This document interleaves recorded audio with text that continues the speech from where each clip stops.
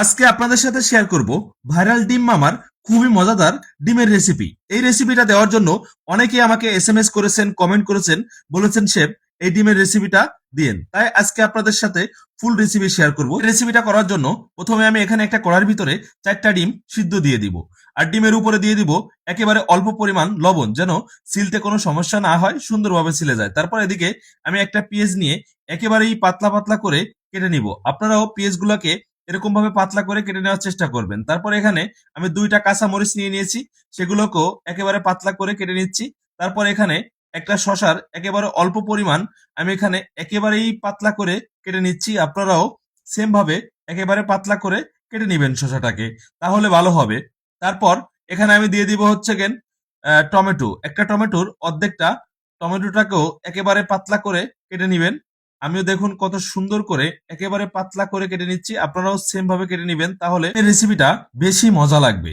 তাই সেম ভাবে আপনারাও পাতলা করে কেটে নেওয়ার চেষ্টা করবেন। ব্যাস, আমার টমেটোটা কাটা হয়ে গিয়েছে।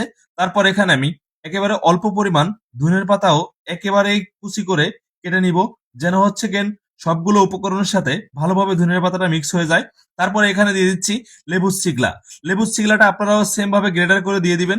লেবুর চিগলাটা দিলে খুবই সুন্দর একটা অ্যারোমা আসে বা সুন্দর একটা ফ্লেভার আসে। তারপর দেখুন একেবারে অল্প পরিমাণ লেবুর চিগলা কিন্তু আমি এখানে ব্যবহার করতেছি। পরে এখানে আমি একটা লেবু কেটে নিচ্ছি, আর দিয়ে দিচ্ছি হাফ টি স্পুনের মতন জিরার গুঁড়া। আপনারা জিরার গুঁড়াটা অবশ্যই এখানে ব্যবহার করবেন। তারপর এখানে দিয়ে দিচ্ছি একেবারে সামান্য পরিমাণ লবণ। লবণটা অবশ্যই আপনাদের স্বাদ অনুযায়ী কম বেশি দিয়ে নিবেন। তারপর এখানে দিয়ে দিচ্ছি 1 টেবিল স্পুন পরিমাণ কাসুন্দি। কাসুন্দিটা আপনারা চাইলে একটু কম বেশ করে নিতে পারেন।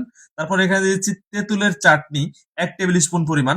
তারপরে যে লেবুটা কেটে রেখেছিলাম সেই লেবুটা পুরোপুরি দিয়ে দিচ্ছি। আপনারা যদি টক বেশি খেতে পছন্দ করেন তাহলে লেবুটা আরো একটু বেশিও দিতে পারেন। তারপর এখানে দিচ্ছি 1 টেবিল স্পুন পরিমাণ টমেটো সস। তারপর এখানে দিয়ে দিচ্ছি একেবারে অল্প পরিমাণ চিলি ফ্লেক্স বা ক্রাশ চিলি। এগুলো দিয়ে ভালোভাবে এই মিক্সারটাকে মিক্স করে নিব, মানে এই সালাদটাকে সুন্দরভাবে আপনারা একটু সময় নিয়ে মিক্স করে নিবেন, তাহলে খেতে বেশি ভালো লাগবে।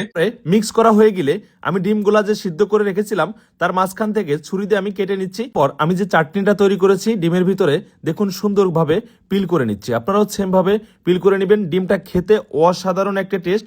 অবশ্যই বাসায় একদিন ট্রাই করবেন। আর রেসিপিটা ভালো লাগলে একটা শেয়ার দিয়ে রাখেন, যেন আপনি বানানোর সময় খুব সহজে দেখে নিতে পারেন। আর আপনি কোন জেলা থেকে আমার রেসিপিটা দেখছেন অবশ্যই কমেন্ট করে জানাবেন, একটা লাইক করতে ভুলবেন না।